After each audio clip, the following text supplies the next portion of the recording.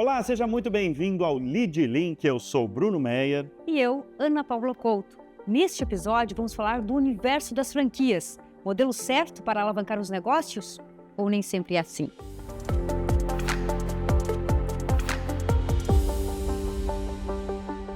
E no Lead Link de hoje nós vamos receber Bruna Vasconi, CEO da Peça Rara, e Fábio Roth, que é o CEO da SyncASec. Obrigadíssimo pela presença aqui no Lead Link. Muito obrigada pela presença. Começamos com a Bruna. Bruna, nos conta qual o diferencial de se apostar em um negócio já estruturado. Ana, acho que minimizar risco, começar um negócio onde alguém já percorreu um caminho, já errou muito, acertou muito e que principalmente te apoia e pega na sua mão para poder te ensinar como fazer, como tocar o seu negócio, né? No Peça Rara, propriamente falando, eu recebo muitas pessoas que, inclusive, já têm alguma experiência nesse mercado, né, de economia circular, de peça de segunda mão e que acreditam que não tenham dado certo ainda. De alguma forma já existe, obviamente, uma experiência, uma expertise. Mas gosto muito, inclusive, de ter essa oportunidade de poder incrementar, né, esses negócios que já estão no mercado, mas que por falta de tecnologia, de expertise, de know-how e de algumas características, né, que a gente conseguiu implementar e incrementar no Peça Rara, fazer crescer, né, essas operações aí que estão estagnadas, estão estacionadas por algum motivo. Acho que é por aí. Fábio, como uma ideia nascida na França há tanto tempo, deu certo no Brasil e vem crescendo ao longo do tempo por aqui? Até veio calhar a pergunta, porque esse ano nós completamos 30 anos de Brasil. Nós chegamos no Brasil em 1994. E a empresa foi fundada em 1968 na França. 68 na França. Isso, em Marseille, na França, pelo Roger Chavanon, que foi fundador da marca. Quando viemos para cá, a 5ASEC ela veio na vanguarda porque ela trouxe a limpeza a seco no Brasil. Não existia. Então, nós não tínhamos tecnologia no Brasil para lavar peças delicadas sem o risco de danificar. E a 5ASEC trouxe a tecnologia que não existia no Brasil da limpeza a seco. De lá para cá ela não parou, porque ela vem desenvolvendo tecnologias. Hoje, por exemplo, nós temos uma tecnologia que nós desenvolvemos internamente, que chama-se 5Aqua, porque é uma tecnologia para wet cleaning, ou seja, ela substitui a limpeza a seco, porém no molhado, ou seja, na lavanderia com o uso da água e não mais com um insumo químico que era o percloro, por exemplo. Então, as novas máquinas, elas se utilizam dessa tecnologia com a mesma eficiência da limpeza a seco, só que trazendo mais respeito ao meio ambiente, mais eficiência, menos custos para os franqueados, como uma máquina, por exemplo, a de limpeza a seco, ela é 3 vezes mais cara que uma que executa o wet cleaning, por exemplo. Então, a gente, quando veio o Brasil, tinha essa demanda reprimida, foi um sucesso estrondoso. De cara já? De cara já, tanto que as primeiras 100 lojas do Brasil foram muito rápidas, por uma demanda reprimida que tinha na especialidade dessas E já peças. Começou como franquia? Já começou com franquia. Porque você está falando de 100 lojas já logo no início. Os primeiros 2 anos, uma média de 100 por ano, vamos colocar assim, no início. E veio com loja própria, obviamente, para lançar o conceito, mas na sequência já começou a franquear. Aliás, o master franqueador, à época, ele já trouxe da França para fazer franquia no Brasil. Já veio com essa ideia pronta, estabelecida. Instalou-se as primeiras lojas da 5ASEC como lojas próprias no Brasil, mas na sequência houve uma grande demanda pelo serviço e, obviamente, por empreendedores querendo investir nesse negócio. A maioria dos nossos empreendedores do início já conheciam a 5ASEC da Europa, etc. Então, chegou no Brasil, quero ter a marca aqui também. Então, foi uma coisa muito disruptiva para a época. E o que os franceses falam do Brasil quando vocês se reúnem? Olha, eu estou na marca há pouco menos de 8 anos. Nas primeiras reuniões executivas, que é em Genebra, que a sede ficou um período em Genebra, agora está em Paris de novo, dá um certo ciúminho, porque a maior operação da 5ASEC no mundo é no Brasil. É no Brasil? É no Brasil. Em termos de capilaridade, que é mais do que o dobro da França, né? E em termos de volume de negócios também. Então dá aquele certo ciúminho. Passado esse ciúminho inicial, Hoje eles usam a gente como um grande hub, inclusive muitas inovações que a gente traz acabam servindo de modelo para o resto das operações no mundo.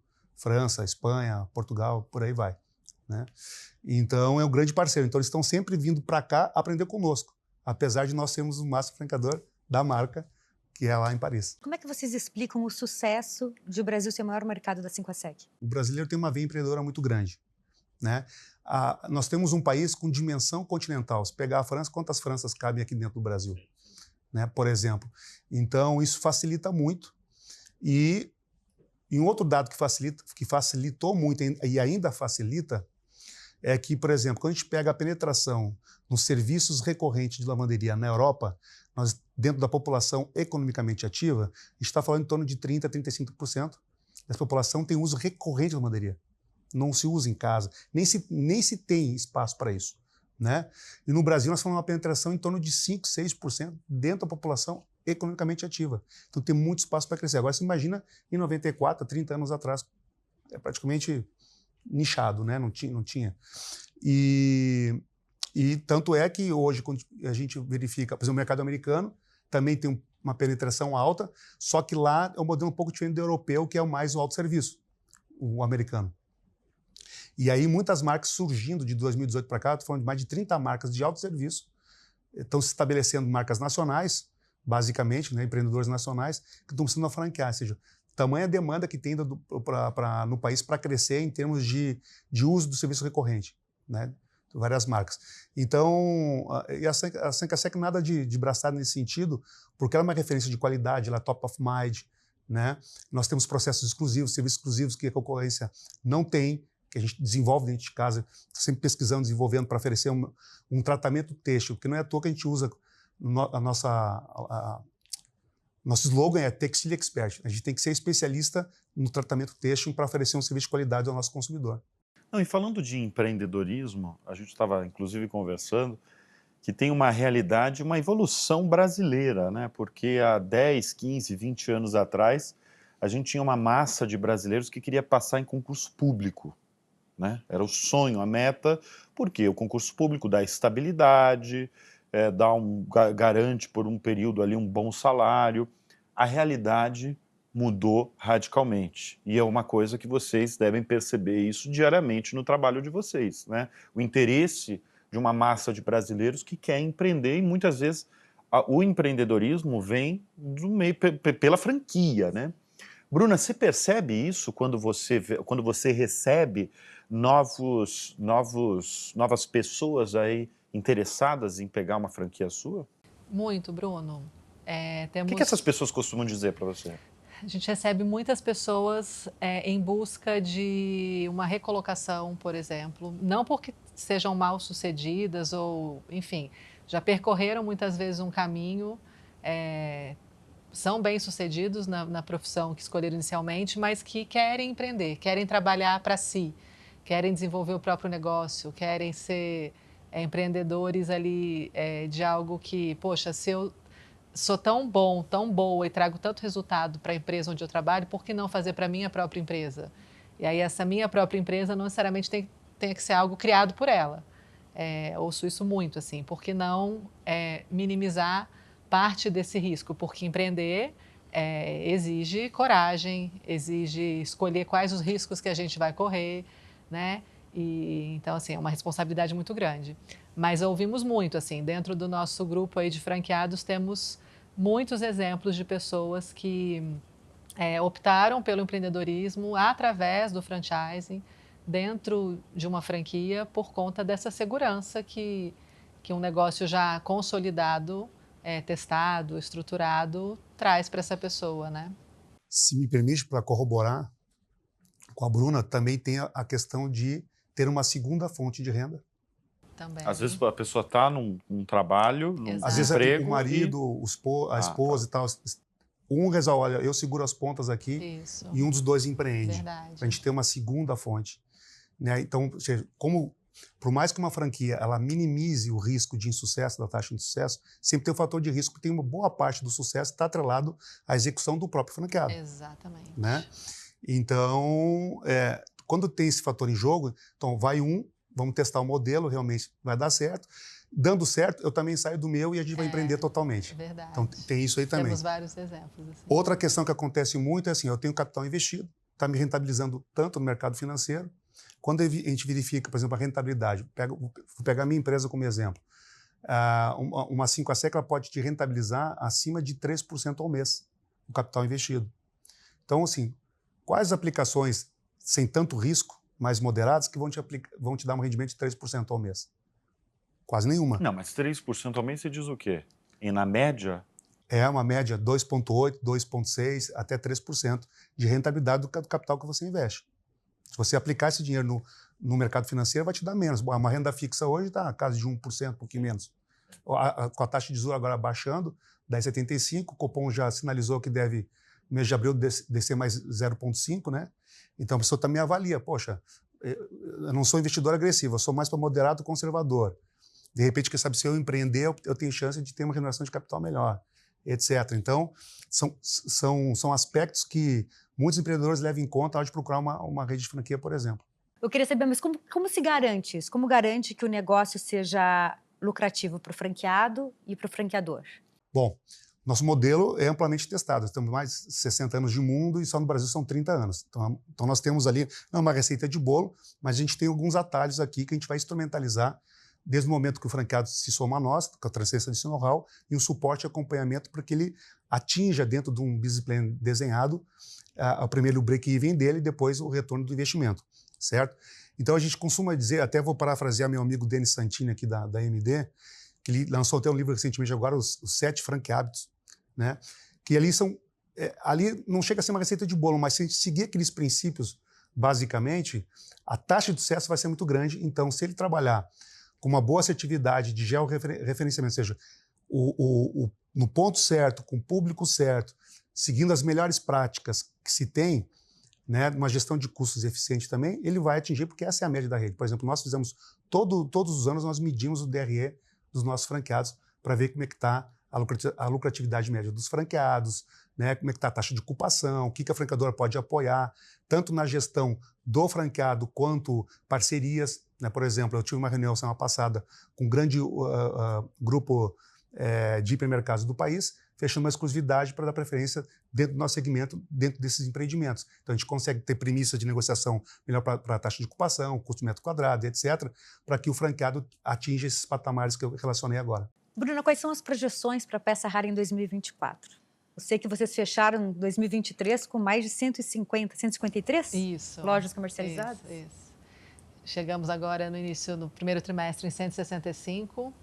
Vamos inaugurar a loja número 100 agora em abril e pretendemos chegar no final do ano com 300 lojas comercializadas. Nossa, de 100 para 300? Comercializadas. Nós temos 100, vamos inaugurar a loja 100 agora em abril. Até o final do ano a gente chega em 150 inaugurações, com certeza, e o dobro de lojas comercializadas. A nossa expansão começou tem 3 anos, a marca tem 17, eu comecei em Brasília há 17 anos, e sem nenhuma pretensão de entrar no mundo da franquia. Nesse mundo, eu precisava só fazer alguma coisa ali diferente dentro do mercado, por uma série de questões já ali da minha formação, enfim, necessidades pessoais de empreender. Não tinha, infelizmente, condições financeiras de entrar numa franquia que já estivesse consolidada, então eu precisei criar a minha, mas que nem imaginava que fosse se tornar uma franquia, precisei criar ali o meu negócio, né? E há 3 anos franqueamos, depois de uma análise bastante cuidadosa, né, de franqueabilidade, do know-how, do negócio, por uma demanda do mercado. Assim, tínhamos muitas pessoas, muitos clientes, pessoas que frequentavam as nossas lojas em Brasília, tudo começou em Brasília, a gente já tinha nesse momento ali 7 lojas funcionando, minha família são cofundadores, né, entraram junto comigo nesse grande empreendimento que se tornou Peça Rara, e a gente acabava ajudando e dando consultoria e dando dicas, até que a gente parou e falou, não, peraí. Informalmente. Até que eu falei, não, peraí, deixa eu ver, acho que realmente eu preciso, muita responsabilidade, né, de fazer isso, e ao mesmo tempo começou a ficar tão recorrente que eu me dei conta de que consultoria de graça, né, para as pessoas. Já tinha o know-how pronto e tal. Já sabia o beabá ali. E aí passamos aí por uma fase de praticamente 2 anos manualizando tudo, organizando a casa, indo atrás do que ainda, né, não era tão eficiente. E em 2020, segundo semestre de 2020, vendemos as primeiras franquias. Na verdade, a primeira foi em final de 2019, aí pandemia, lockdown, aquela situação toda do primeiro semestre de 2020, estacionou um pouquinho o nosso projeto. No segundo semestre de 2020, vendemos as 4 primeiras fora de Brasília, São Paulo, Recife, Goiânia e Cuiabá. E aí, 21, 22, 23, a expansão foi acontecendo. Finalizamos o ano passado com 155 lojas vendidas. E estamos aí nessa... Bruna, além de CEO, você é a fundadora Sim, da Peça Rara, sim. né? Como é que surgiu a ideia desse negócio?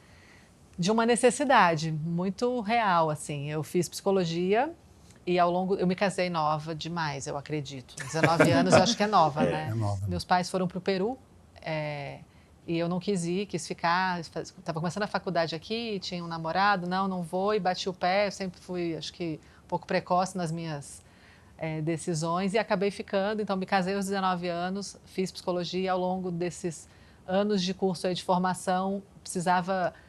assim, me sustentar, né? Porque eu não queria, já que eu quis ficar, né? Quis me bancar e vou ficar, vou casar, então eu não quero ajuda, não quero depender da minha família, que obviamente não foi totalmente a favor dessa minha decisão.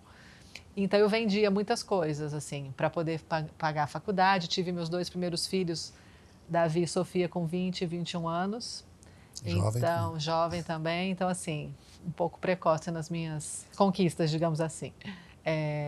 E aí que ao final do último ano de curso, parei e pensei, o que eu vou fazer agora, né? Afinal de contas, eu já tinha ali uma certa receita que era significativa das coisas todas que eu vendia, não só para o meu curso de psicologia, mas para a faculdade toda. E aquilo ia terminar, porque eu ia parar de estudar. No mês seguinte, eu estava no mercado e para me preparar para entrar no mercado como psicóloga, isso levaria mais um tempo, né? Não queria fazer concurso público. Montar um consultório, trazer os primeiros clientes, tudo isso ia levar um tempo. Eu falei, não posso. Já tenho 2 crianças, um filho de 3, de 4, vou fazer o quê? E aí li uma matéria sobre um brechó infantil, de coisas usadas para crianças. Achei aquilo sensacional, por mais que eu não tivesse um acúmulo muito grande de coisas das crianças, sempre tem, né? E aí conversei com 1, 2, 3 amigas, elas foram super adeptas, assim, nossa, que legal, coisa usada de criança, porque eu não uso isso, carrinho, brinquedo e tal, enfim. Normalmente tudo novinho, que usa pouco tempo. Tudo novo, isso. E aí que em pouco tempo eu, com uma pessoa, uma amiga, que na época a gente já fazia outros negócios juntas, abrimos a primeira loja. 3 meses depois eu decidi ampliar o negócio e aí a gente acabou conversando, fiz questão que ela ficasse com essa primeira experiência que a gente teve, que era o brechó exclusivamente infantil. E aí, com os meus pais, fundamos a Peça Rara. 1 ano e meio depois, a gente precisou de uma segunda loja. Com mais 1 ano, precisamos da terceira. A 4ª, a 5ª, a 6ª e a 7ª vieram por uma necessidade de atendermos a mais pessoas. Tamanha a demanda de pessoas interessadas, né, em destinarem ali os seus artigos, né, para outras pessoas. Então, assim, resumindo muito, foi assim que surgiu a ideia do Peça Rara. Impressionante. É impressionante mesmo. Agora, a Bruna falou em uma das respostas, né, que não basta você ter uma marca ultra conhecida, né, ou mesmo uma franquia conhecida mesmo, como a Peça Rara, como a 5 Sec. Precisa de um empreendedor que realmente tenha sangue nos olhos, que tenha empenho, que tenha vontade mesmo, que acorde cedo, vá trabalhar. Para capacidade vocês, de gerenciamento também, né? Para vocês, quais são os mandamentos aí de um empreendedor, vamos falar especialmente de franquia mesmo, de sucesso? Primeiro é o seguinte, disposição. Tem que ter uma certa identificação com o negócio, porque a pior coisa é que você está no negócio que você não atura esse negócio. Então, a sua criatividade não vai fluir. O empreendedor, por mais que ele esteja dentro de um modelo formatado, que é a franquia, tem alguns aspectos de criatividade, né, para desenvolver o seu negócio que tem uma certa liberdade, dependendo do contexto. Então, ele tem que ter identificação com esse negócio, ele tem que estar disposto, saber que ele, de repente, vai ser o primeiro a chegar, o último a sair. que primeiro todo mundo vai receber, ele vai ser o último a receber alguma coisa, né?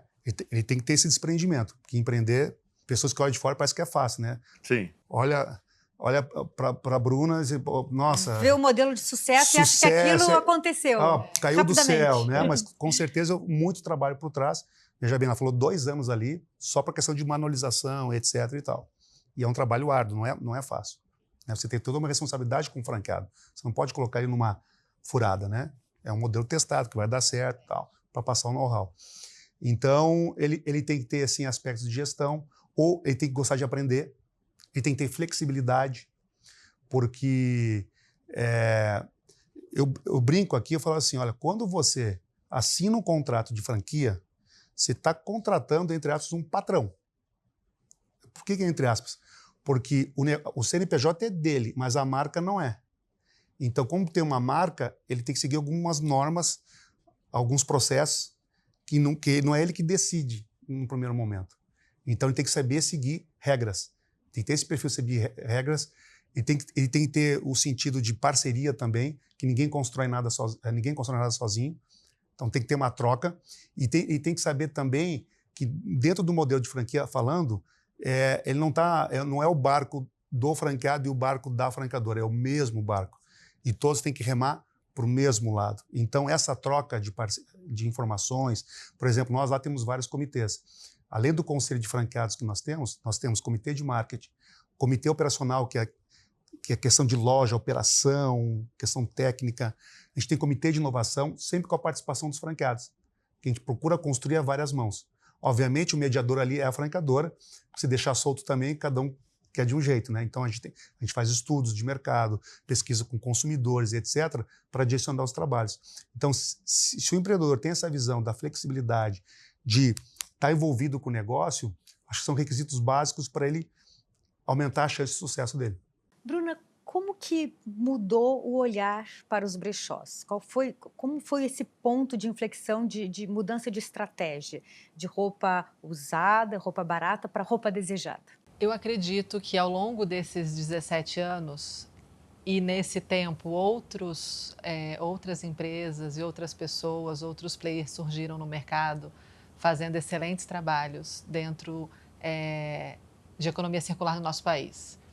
Seja com as lojas físicas, seja no mercado online, no digital, onde o cuidado com as peças e com o serviço prestado, com as relações, fazendo esse intermédio entre pessoas que querem se desfazer de coisas e pessoas que querem adquirir, e propriamente falando das peças em si, a higienização, a limpeza, o carinho, fizeram uma grande diferença.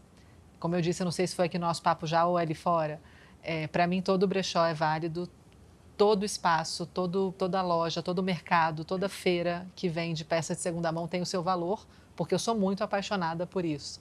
Mas, no geral, e principalmente no nosso país, não é essa a visão que as pessoas têm. As pessoas têm um certo preconceito, muito menos hoje, muito menor hoje, por conta do nosso trabalho e de outros, né, que estão fazendo agora de uns anos para cá, principalmente no nosso país. Mas havia um preconceito muito grande. Peças que não estão higienizadas, não estão bem conservadas, têm um cheiro ruim, estão amontoadas.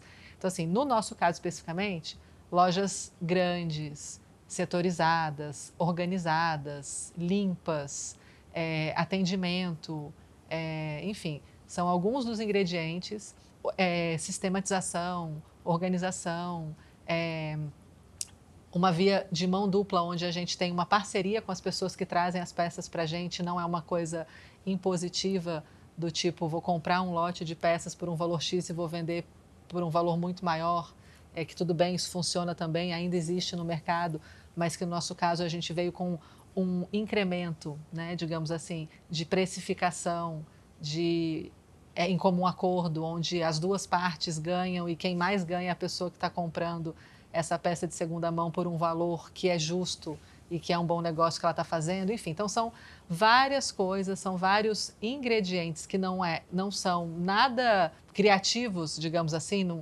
Tipo, as pessoas me perguntam, mas o que Peça Rara tem de diferente? O que vocês fazem que os outros brechós não fazem? Se a gente for parar para pensar, a gente não fez nenhuma grande inovação, a gente não inventou nada muito diferente do que sempre houve no mercado, a não ser, de fato, o respeito e o cuidado com as peças em si, com os espaços onde a gente apresenta essas peças e com as pessoas. A começar pelo atendimento, a maneira como a gente recebe, a maneira como a gente seleciona, a maneira como a gente precifica, como a gente organiza, como a gente sistematiza, como a gente controla. Então, assim, tudo isso fez com que as pessoas passassem a olhar para peças de segunda mão com outros olhos, com bons olhos. Eu tenho algumas histórias, tem uma que eu vou citar aqui rapidamente, de uma pessoa que, no início da nossa primeira loja, assim, levava muitas coisas. Ela ia todo mês, assim, ao longo dos primeiros 6 meses, era a nossa melhor fornecedora. Ela foi tirando todas as coisas do armário, começou com as peças dela, do filho e tal, e ela nunca comprava nada. E aí eu ficava incomodada com aquilo. Naquele primeiro momento eu era a captadora de peças, a vendedora, a caixa, e eu estava sempre ali atendendo ela, e ela não comprava. E a loja já era uma loja, desde a primeira, grande, ampla, organizada, cheirosa. Aí um dia eu perguntei para ela, falei, mas você traz tanta coisa legal, não é possível. E outras pessoas trazem muitas coisas tão Não boas compra quanto. nada? Como, né? Ai, então, eu tenho uma certa resistência, por quê e tal. Falei, E olha era só. só ótima fornecedora. E aí eu falei para ela assim, falei, mas olha só, o que, que o meu filho tem de diferente do seu? Eu compro as peças do seu filho para o meu usar. Por que você não pode comprar as do meu para o seu? Aí ela ficou assim, ela... Tá, Tem razão. vou tentar. Roupa de criança realmente. Enfim, então assim, um pequeno exemplo do que eu acredito que a gente tenha conseguido fazer e estejamos fazendo bem feito ao longo de todos esses anos. Virou sua compradora? Ela virou compradora? Super, até hoje. É um grande desafio a gente transferir tudo isso, que é uma questão cultural, né, e de propósito, e etc., para o franqueado, porque por mais que ele chegue muito apaixonado e muito engajado Pela com o ideia. negócio, pela ideia e a causa, no dia a dia ali, primeiro a chegar, último a sair, trabalhar fim de semana, e nananã. Os meus filhos, por exemplo, hoje eu tenho 4, mas os meus 2 mais velhos que começaram e nasceram junto com as primeiras lojas, eu brinco muito com eles, né? Tá tudo bem? Vocês têm algum trauma, né? Ah, mãe, me esqueceu na escola algumas vezes, chegou atrasada, não foi à reunião. Então, assim, quando eu comento isso, né, com franqueados que estão entrando e que acham que, de repente, estão comprando algo que está pronto e que ele não vai precisar fazer muita nada. coisa, A loja é dele. não é por aí, né? Está estruturada, mas a loja é dele. Exatamente. E aí, uma outra questão, faça o que a gente está pedindo para você fazer. Você pode incrementar. Porque tem gente que não faz, não segue. No nosso caso, ainda não posso dizer, assim, temos pessoas e nós temos um cuidado muito grande quando trazemos para dentro esses parceiros, porque, afinal de contas, eles vão ser representantes da nossa marca. Eu tenho um carinho e um zelo e um cuidado e um apreço que eu costumo dizer que eu não sei onde começa, onde termina a Bruna, onde começa, onde termina o Peça Rara, que, obviamente, eu quero transferir isso para cada uma das pessoas que vão carregar isso, né? E que vão, seja numa cidade onde já tem mais unidades ou numa cidade onde a marca está chegando, eles precisam me representar da melhor maneira possível. E se um faz uma besteira numa loja, não é aquela peça rara, é a peça rara. Sim. Se eu fui mal atendida numa marca, Sanka né? Sec, é a Sanka Sec, Sim. não é a aquela, marca. né? A marca Então, é a assim, a marca. gente preza muito por isso e a gente, nossa, eu faço questão de estar muito presente nos treinamentos que a gente faz, na nossa semana de imersão, onde a gente recebe os franqueados novos e, enfim, o quanto mais eu posso, muito nesse intuito de transferir essa cultura para que eles tenham noção do tamanho da responsabilidade que é fazer parte, né? Se me permite, eu posso citar aqui que claro. é do Denis essa elaboração, mas eu concordo muito com o que ele falou, Denis Santini. 7 hábitos, olha só. Engajar-se com a marca. Tem que ser parceiro, tem que estar engajado, seguir as frentes. Não adianta reinventar a roda. Se aquele modelo já foi testado, já foi...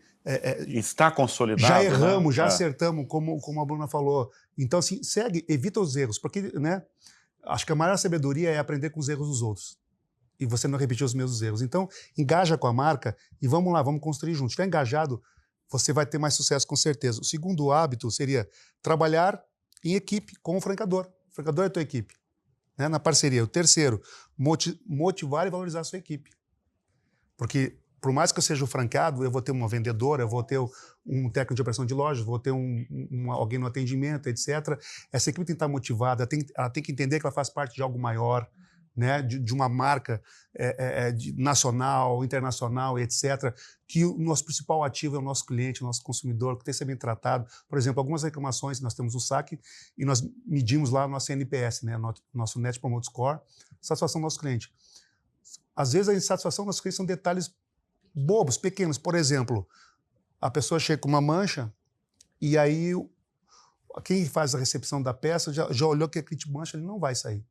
Então já alinha a expectativa para que não haja frustração. A pessoa foi na certeza que recuperaria a roupa e voltou limpa, mas com aquela manchinha. Nossa, a qualidade não foi boa. Então você tem que ser transparente ali no serviço que você... E ser claro com o cliente. Sim. Né? Se você talvez for claro não vai tirar mancha. Então, talvez não vai sair. O nosso índice é altíssimo, tá? É muito pouco, dependendo que não sai. Mas existe um percentual que de repente não vai sair. Ou se o prazo, nosso TMA é de 3 dias e você vai entregar a roupa em 4, tem que alinhar, né? Porque a pessoa chega, vai fazer uma viagem, precisa da peça, não recebeu a roupa. Então, os detalhezinhos que você acaba criando um descontentamento do cliente é falta de alinhamento, falta de atenção, etc. Então, e a equipe tem que estar motivada, tem que estar engajada, tem que estar bem treinada. Treinamento é reciclado. Não adianta treinar uma vez quando chegou na franquia e não querer treinar mais. O treinamento é algo contínuo, até porque tem turnover nas equipes. Quarto hábito, por exemplo, procurar soluções e não culpados.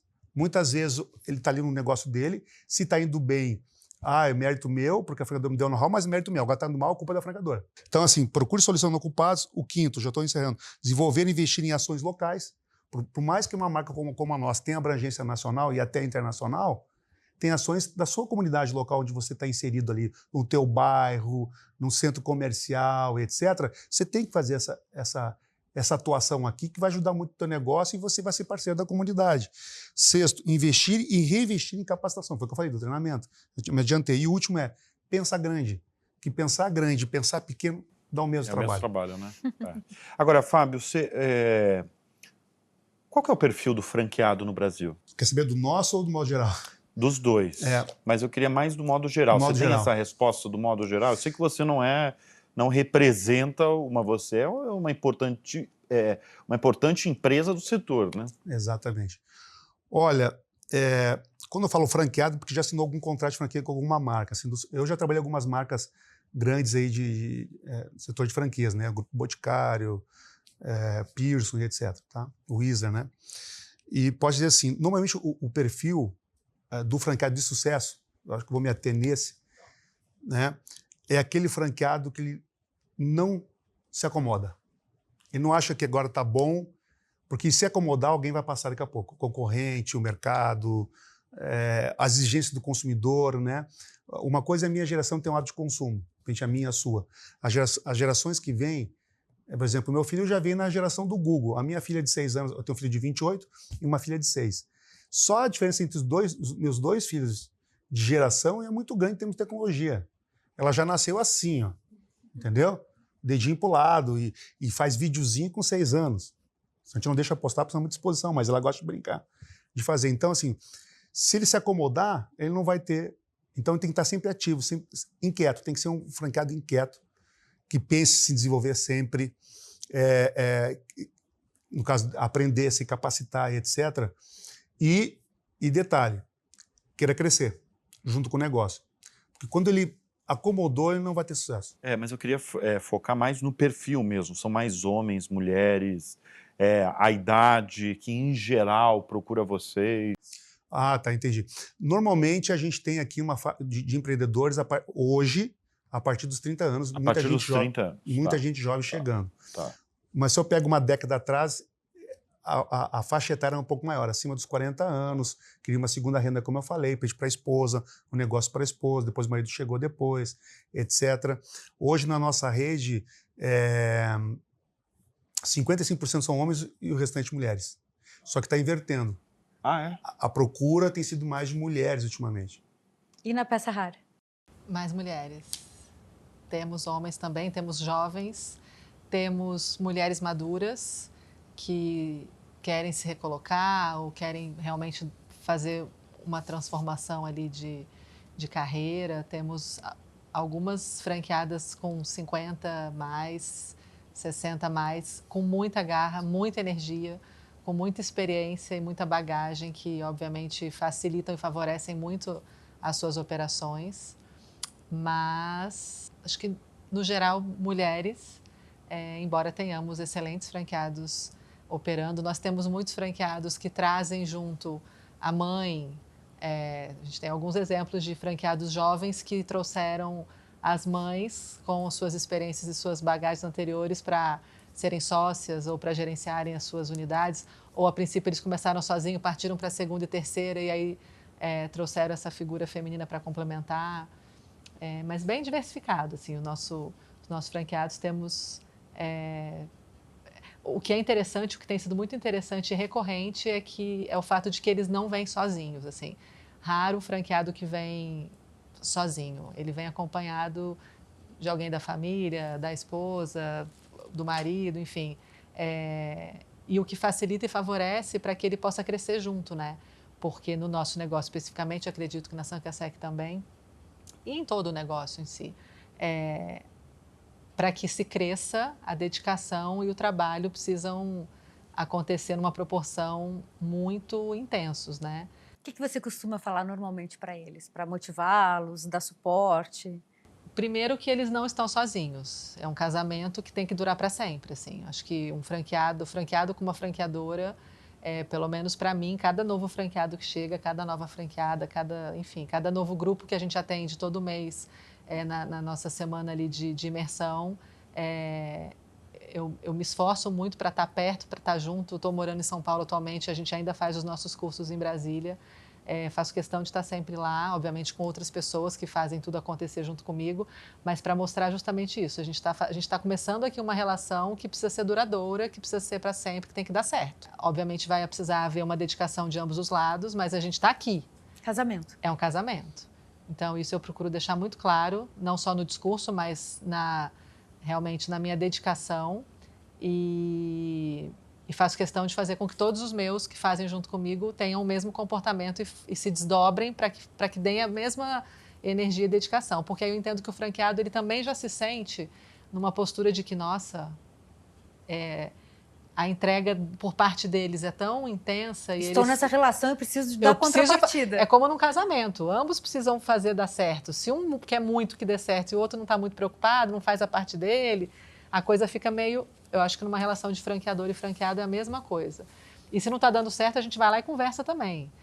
Eu estou fazendo a minha parte, você não está fazendo a sua. Então, o que eu não estou fazendo na minha é que você não está enxergando, sabe? Então, a conversa é muito direta, é muito clara, para que todo mundo possa crescer junto, né?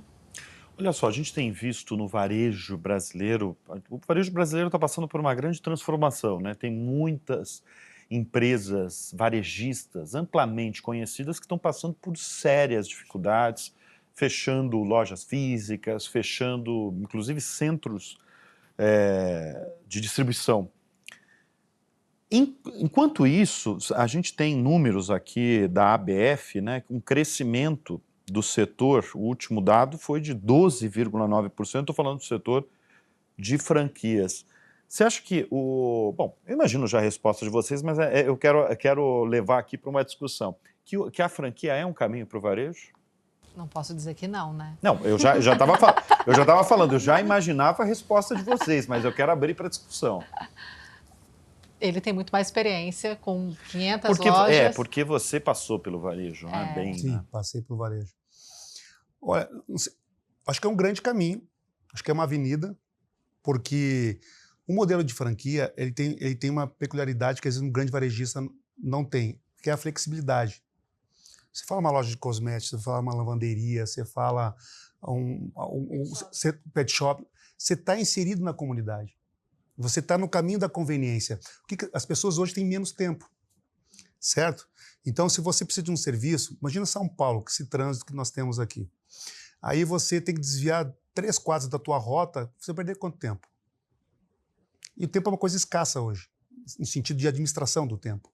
Então, o varejo, por isso que acho que um dos fatores, né, não é o único, mas um dos fatores em que a ABF mostra esses números de 2 dígitos de crescimento já há algum tempo, é isso, é a penetração que uma franquia consegue chegar de forma muito mais flexível que um grande varejista que tem um custo operacional gigantesco, uma logística tremenda envolvida por trás, e a franquia tem essa questão mais flexível de ela estar inserida na comunidade, dela falar, às vezes, a linguagem, tratar pelo nome, conhece todo mundo, entende? Porque são vários empresários pensando o negócio, não é um empresário com um monte de gestores tocando negócio. Então, a visão do dono influencia muito para a solidificação nessa via, eu diria.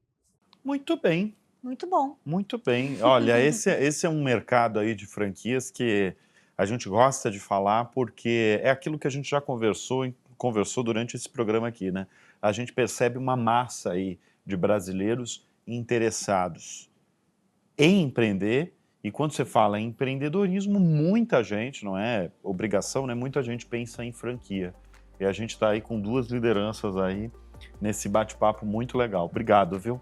Pela presença aqui no Lead Link. Agradecemos a demais. participação. Nós Obrigado. recebemos aqui na edição desse Lead Link o Fábio Roth, que é o CEO da Sync ASEC, e a Bruna Vasconi, que é CEO e é a fundadora da Peça Rara. Obrigado mais uma vez. Obrigadíssimo. Obrigado a vocês. Nós agradecemos mais uma vez a Casa Lead que nos recebe. E agradecemos o apoio do Inove Banco. E agradecemos, claro, a sua presença, a sua audiência aqui no Lead Link. Até o próximo Lead Link. Até.